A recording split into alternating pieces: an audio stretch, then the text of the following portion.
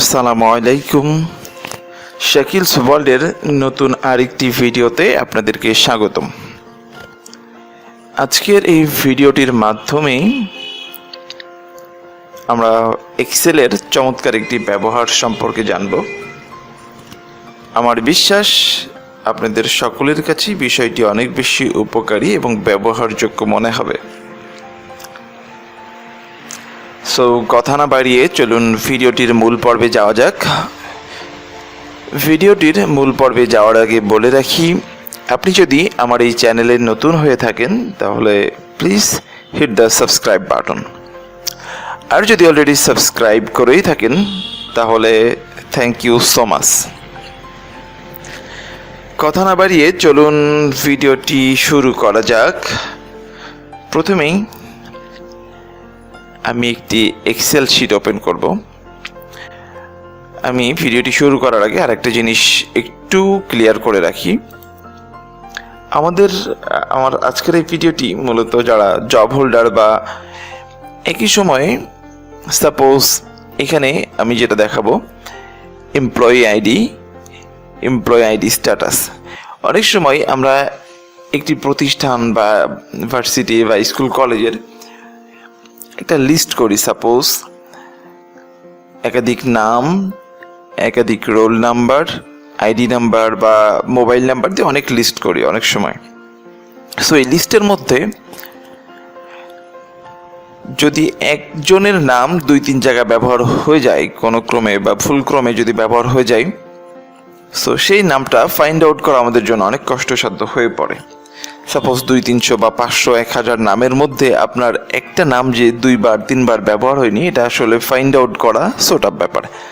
So আমরা আজকের এই ট্রিক্সটির মাধ্যমে জানতে পারবো যে একই নাম, একই আইডি বা একই মোবাইল নাম্বার বা এনিথিং যদি আমি একবার ইউজ করি এবং সেটা যদি আবার ইউজ হয়ে যায়, তাহলে সেটা অটোমেটিক্যালি একটা ফাংশন ব্যবহার করার মাধ্যমে আমরা জেনে নিতে পারবো। তো আমাদের আজকের ট্রিক্সটি মূলত এই একই নাম বা একই আইডি এগুলো ফাইন্ড আউট করার জন্য। সো আমরা ফাংশনটি ইউজ করার জন্য প্রথমত এখানে আমি ইউজ করেছি এমপ্লয়ি আইডি এবং employee ID status. Employee ID স্ট্যাটাসে যদি আমি এই আইডি নাম্বারগুলা একাধিক হয়ে যায় তাহলে এই আইডি স্ট্যাটাসের মধ্যে ধরা পড়ে যাবে। ওকে, আইডি স্ট্যাটাসটি ধরা পড়ার জন্য আমাকে যেটা করতে হবে, আমাকে ইকুয়াল লিখলাম। এখানে আমি একটা ফাংশন ইউজ করব, কাউন্ট কাউন্ট ইফ। এই যে কাউন্ট ইফে ক্লিক করব, কাউন্ট ইফে ডাবল ক্লিক করব। ক্লিক করার পর এখানে কাউন্ট ইফ চলে আসছে। এখন আমার রেঞ্জ কতটুকু, মানে কত রো থেকে কত পর্যন্ত। ওকে, আমি রেঞ্জে ক্লিক করার পর এখানে সিলেক্ট করলাম 1 থেকে আমি আমার এই শিটে 20 পর্যন্ত আছে। সো আমি শিফট চেপে 20-এ ক্লিক করলাম, এখানে চলে আসছে 4 থেকে 23। এখন আমি যেটা করব, এই অপশনটাকে, এই সংখ্যাটাকে ক্লিক করলাম। ক্লিক করার পরে আমাকে এটাকে লক করব। লক করার জন্য আমি যেটা করব, ফাংশনাল 4, দ্যাট মিনস F4, কিবোর্ডের F4 যে কিটি আছে সেটা প্রেস করব। প্রেস করার সাথে সাথে এখানের সংখ্যাটি এরকম হয়ে যাবে। সো ভয় পাওয়ার কিছু নাই। এরপরে আমি যেখান থেকে শুরু করতে চাচ্ছি, সো এখানে কমা লিখে এখানটাতে প্রেস করব। প্রেস করে আমি ব্র্যাকেট ক্লোজ করব। ব্র্যাকেট ক্লোজ করার পর আমি একটা এন্টার প্রেস করলাম। সো এখানে 0 আসছে। আমি এই সামেশনটাকে টোটালটার জন্য ফিক্সড করে দেব। দেখেন সবগুলোতে 0 আসছে। এখন আমি সাপোজ এখানে একটা আইডি নাম্বার লিখলাম, সাপোজ 100।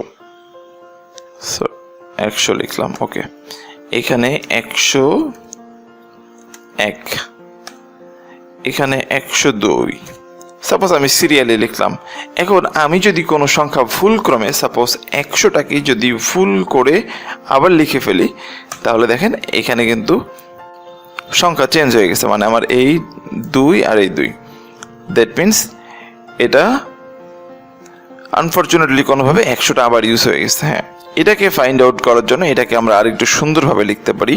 সেটার জন্য আমরা ফাংশনে আরেকটা অপশন ইউজ করবো, আরেকটা ইফ ফাংশন ইউজ করবো। সেই ফাংশনের কাউন্টের আগে আমি আরেকটা ইফ লিখে নিলাম। ওকে, ডাবল ক্লিক করলাম। ডাবল ক্লিক করার পরে এখানে একটা অপশন আসছে লজিক্যাল টেস্ট। সেই লজিক্যাল টেস্টে আমি ক্লিক করব।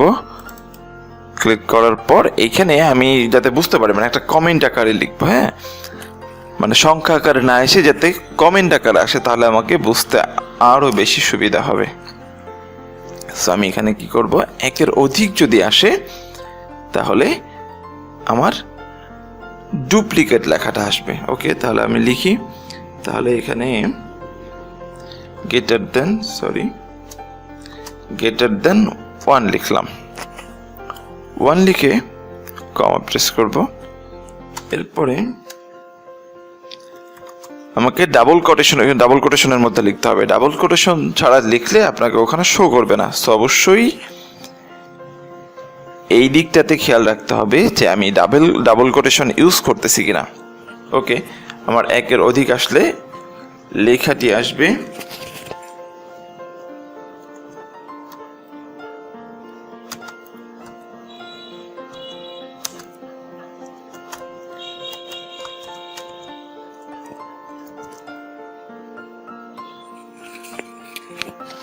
ওকে।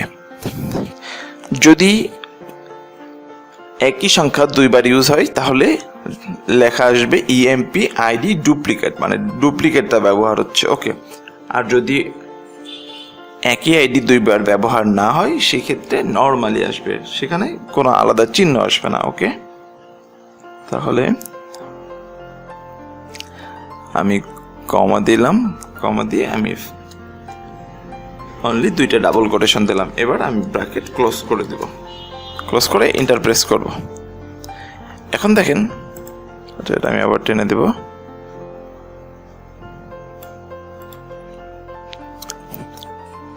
সো ভিউয়ার্স, দেখতে পাচ্ছেন যে এখানে 100 সংখ্যাটা ডাবল আসছে, এই জন্য এই 2টা জায়গাতেই শুধু ইএমপি আইডি ডুপ্লিকেট। আপনি চাইলে এইখানে আরও চমৎকার কোনো কমেন্ট ইউজ করতে পারেন, এবং আমি তো শুধু আইডির কাজ করেছি, আপনি চাইলে সেম নামের ক্ষেত্রেও এমনটা হতে পারে। সাপোজ এখানে যদি আমি নাম ইউজ করি, নামের ক্ষেত্রেও সেম হবে। আমি আরও কয়েকটা সংখ্যা ইউজ করে থাকি। 500 দিলাম, তারপরে 502 দিলাম,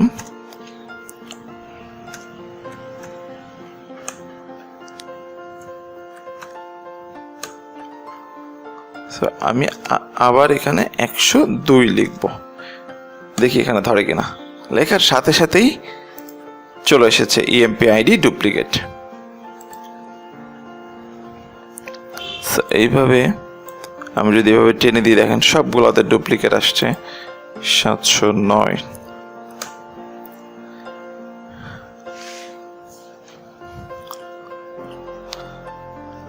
সো ভিউয়ার্স, আমার বিশ্বাস আপনার বিষয়টি বুঝতে পেরেছেন। সো এই বিষয়টি অফিসিয়াল ইউজ করার সময় অনেক প্রয়োজন হয়। আমরা যখন অনেকের মোবাইল নাম্বারের লিস্ট করি, তারপর অনেকের নামের লিস্ট করি, কলেজ, ভার্সিটি, ইভেন জব সেক্টরে, সো সব ক্ষেত্রেই আমরা চাইলে এটির ইউজ করতে পারি। So this is a very productive content. So আমার মনে হয় আপনিও চাইলে ব্যবহার করতে পারেন।